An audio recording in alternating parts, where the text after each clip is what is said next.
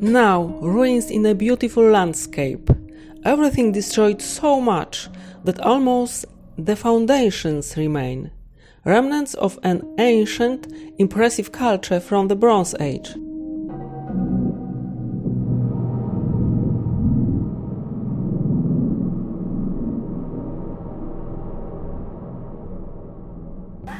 Hi. Hi, Justyna. Kuba. We are from Poland and we travel around Europe and finding interesting archaeological sites like here. Now we are in Crete, in Malia, Minoan Palace. Is it really a palace? I mean the seat of the ruler. Not exactly, because in such places like this, Malia, there is no evidences of the ruler, of the prince.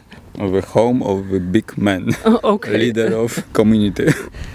These places, for example, Knossos, Zakros, Phaistos and Malia, they are the biggest. They were built according to the same architectural plan about 2000 years ago, and all, except Knossos, were destroyed around 1450 BC. Knossos was destroyed a little later. A characteristic feature of all the mentioned structures is a large central court surrounded by a compact, often two-story construction. Inside them there are shrines, temples, magazines, storerooms, Workshops and many public areas. For example, for cult or for other activities, social. activities. And in no of them anyone find a place for a king For a big man. or leader.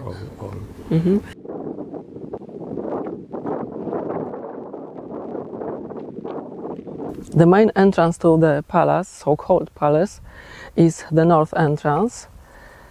Like in Knossos, near the main entrance is Minoan town. Later we say some words about it. Here in Malia there is no theater, but here is another court, so-called West Court. So we go to the main part of Palace of Malia. It's the entrance for tourists now. Maybe I walk on the pavement from Minoan times. One of the pitois for store goods, so characteristic for Minoan civilization. I don't know if it was found here, or it was placed here now for tourists to make this place more attractive. We leave this nice pitoi and go to the pillar hall, which is bigger, the big hall like in Knossos. Such construction, such place, such room was also in Knossos, in the way from the town to the central court. Another pitoi, this one is very nice ornamented. Such ears on them, they were used to bend this container to take outside the goods. And now we go to Pillar Hall, stairs and stairs. Minoan palaces had 2 or 3 floors. And labyrinthine rooms, they were shrines, storerooms and maybe magazines. We know about it from the goods that were found inside. And I go to central court, but before pillar hall. Smaller hall with one column and big hall. Big in Minoan times, big because this culture made construction rather small in our terms, for our times. Like in Knossos, pillar hall near the main entrance. What for was it? We don't know. Maybe like in Knossos for some organization purposes, maybe for banquets. To get an idea about possible function of these places, please watch our video about Knossos, because they are maybe similar. And in front of us, central court. Basement of the columns on the edge of central court. Central court is a typical place for Minoan palaces.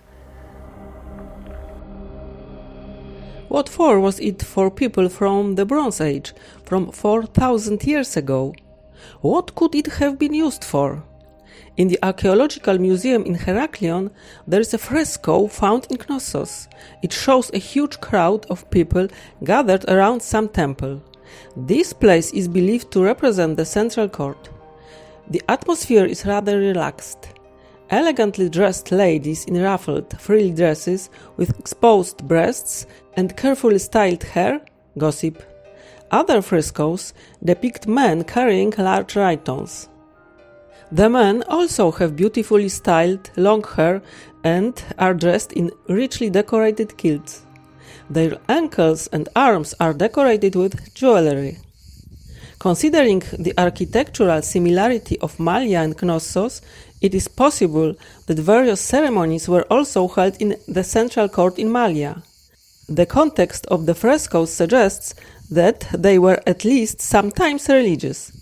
Perhaps merchants also sometimes set out their goods in this court, although such paintings probably did not survive. Let's return from dreams to solid ground and to the complex in Malia today.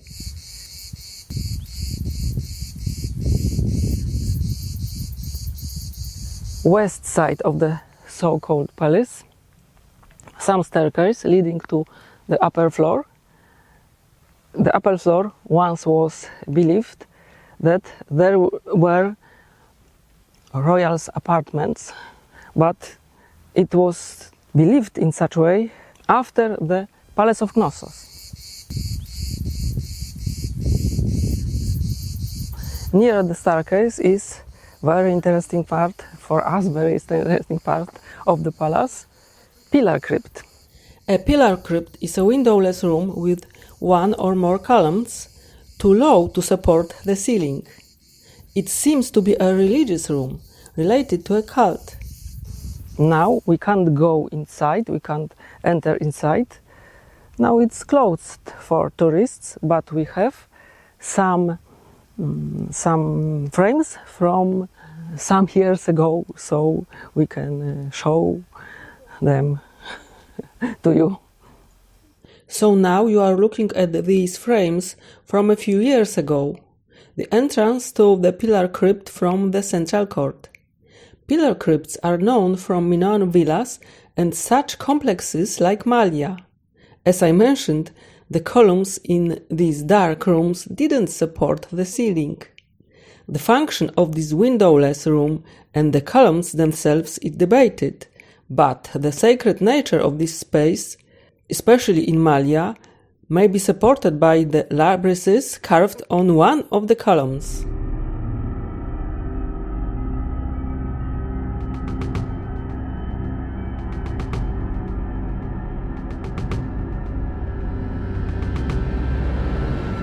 This is the most visible, but there are more.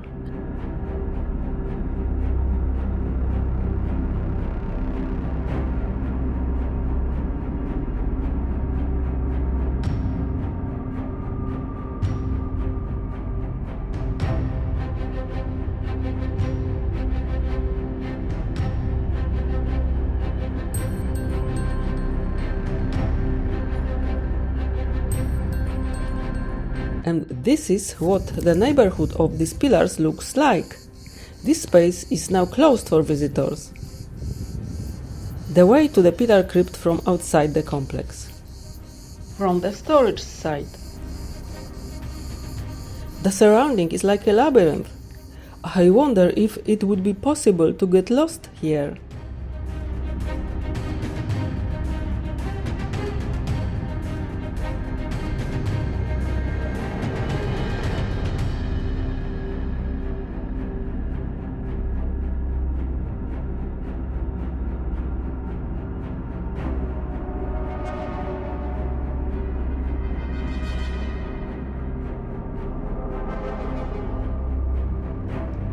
Pillar crypt.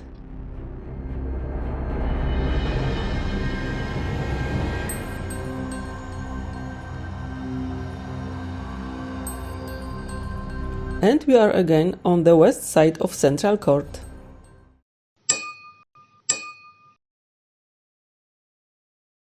Another offering table.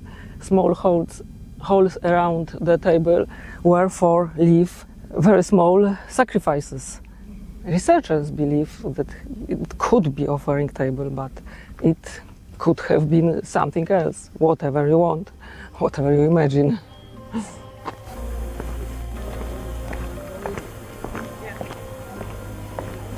The altar in the middle of Central Court, remains of some offerings were found here.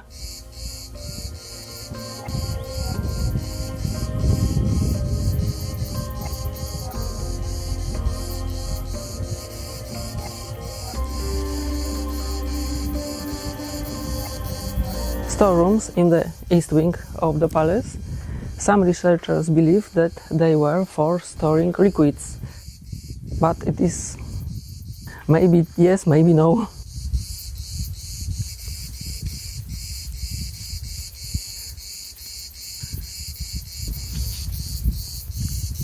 South entrance to the palace. On my both sides are workshops, storerooms, shrine, and so on.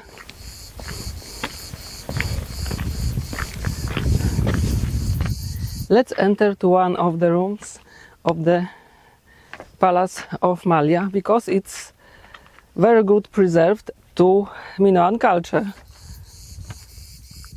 Doorway. Let's go to another room.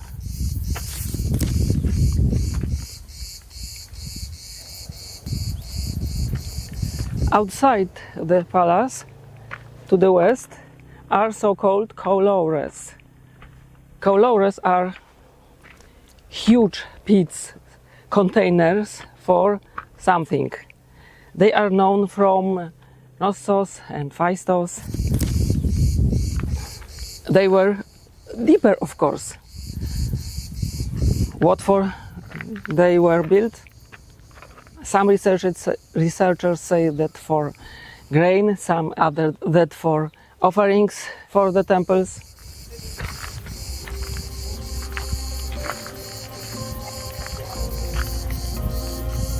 Who knows?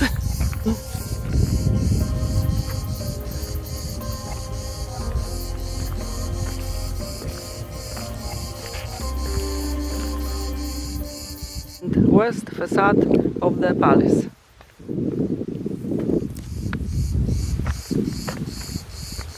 And we are going to the hypostyle crypt, the most enigmatic part of the palace.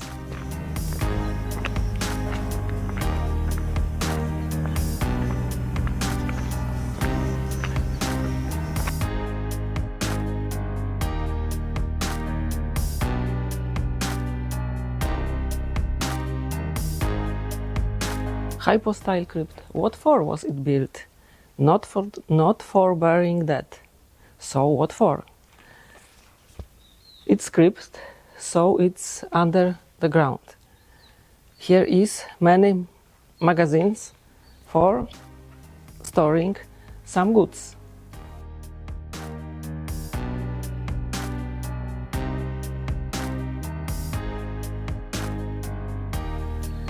And not only, here are other rooms. Some researchers say that here were meeting of the council, of the town council, of the palace council, but it's only speculation. This crypt was not only the hole in the ground, it had ashlar masonries and plastered walls. It was a very good build. When thinking about the purpose of this place, it may be helpful to consider what the underground rooms were used for in later Mediterranean countries. It is a land where the heat can be colossal. For example, in ancient Rome, underground rooms were simply used as places to stay during the heat. There were also places of worship, meeting places of cult associations, and water tanks. Now we will go to the Bronze Age town, which is right here, but first take a look at this model.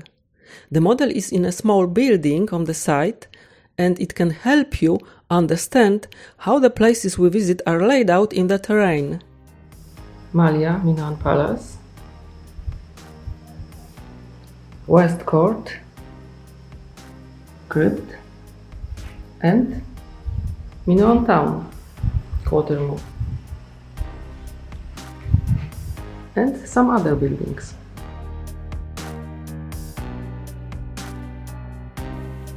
From the hypostyle crypt, we are going to Quatermore. Quatermore, it's Minoan town with houses, workshops, shrines, storerooms. It's interesting because it's the best preserved Minoan town maybe in whole Crete. Some clay bars with interesting inscriptions were found inside. For example, this and this one and this one. Here is the libraries and some libraries.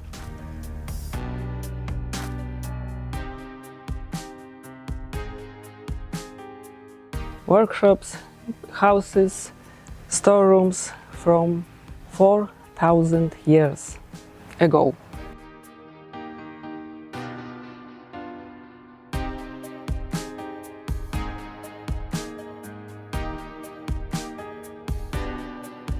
There is always magic in such places. Stairs that now lead to nowhere. A few thousand years ago, people ran up them, busy with their own affairs. They wanted to do something, bargain something, achieve something.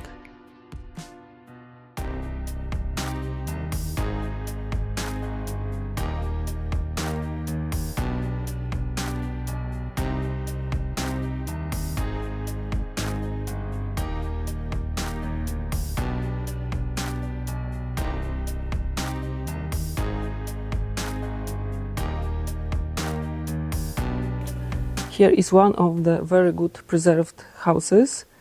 You can see plastered walls and even construction of the floor. On this floor was the first floor.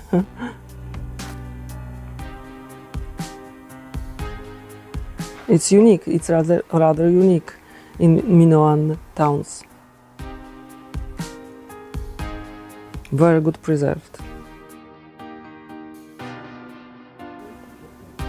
Ceramic workshop.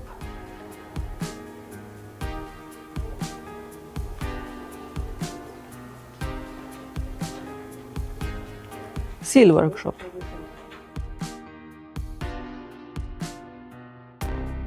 And here is a model of this town. This is what the buildings and space between them could have looked like.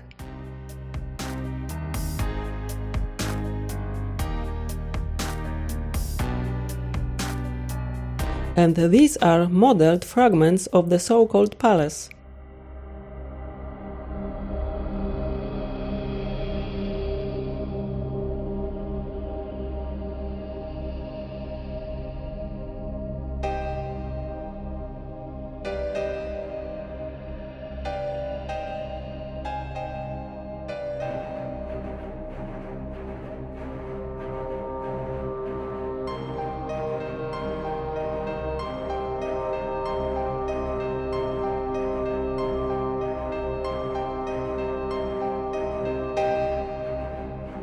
Some interesting findings from Malia. The Archaeological Museum in Heraklion has on display a sword from which an interesting plaque comes. There is a picture of an acrobat on it performing a full backwards somersault. The inscription in the display case informs that his depiction on the sword may indicate that the acrobat performed the somersault over a sword set upright, at the risk of his life. References to such leaps of death by both male and female acrobats are found in later ancient sources. It is difficult to describe all the findings, so only the most interesting ones. A beautiful small axe in the shape of a panther, a sphinx with a feline body and the head of the woman. It's a relief ornament from a vessel. This is one of the earliest depictions in Crete of this fantastic creature from the east. Finally, a very interesting jug found in the necropolis. There are several figures carved on it, some of them partly erased. One, clear, has an enlarged pubic triangle. She is in worship pose, but this huge pubic triangle and other details, maybe this is a hermaphrodite? She looks like a goddess, but what about this worship pose? In the museum they suggest a fertility cult, but they found this jug in the necropolis. Very interesting and impressive artifact. I haven't mentioned the most famous thing found in Malia yet. I mean the jewelry. A gold pendant with bees. Well, I didn't mention it because it was found outside the complex that we've just shown you. We are now going to the place where this pendant was found. It is a necropolis. This necropolis is beautifully situated near the sea. It is probably in an even more beautiful place than the complex in Malia itself. More beautiful, but probably not as special. We are going to Chrysolakos necropolis. This necropolis is connected with Malia Palace. And there, under the roofs, is Malia Palace. Around it and around me are hills like semicircles. A lady who we met in Malia, who works in Malia, told us that they like the hills like a hug, and the sea on the other side. She told that this place is, Malia Palace is the space with very high energy. It is very important for her, and she thinks that it should be important for everyone, especially for women, because women had very high position in Minoan times.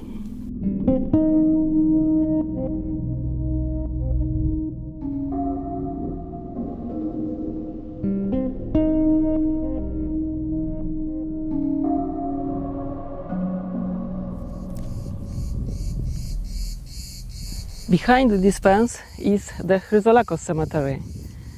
In the Chrysolakos cemetery, famous golden bee pendant was found. You can see it in Archaeological Museum in Heraklion.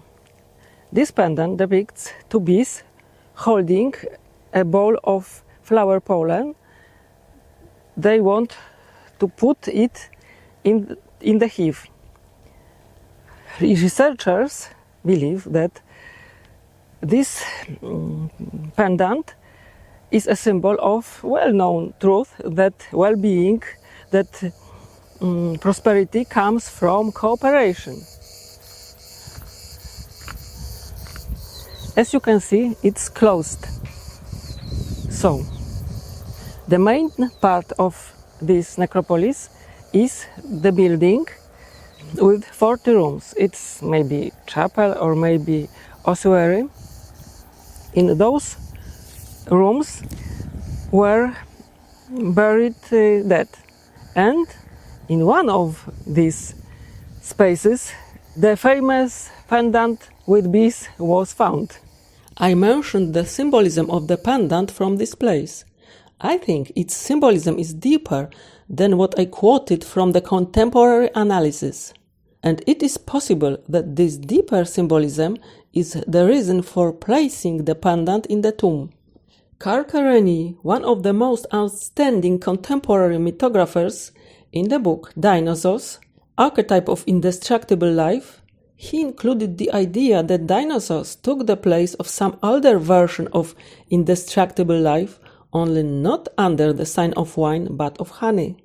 Kerényi considers that the mystery of life, in which honey and its fermentation meet, had religious forms that passed into the Dionysian religion, perhaps from Crete. This would make sense, considering where the pendant was found. Of course, this doesn't exclude the first interpretation I mentioned.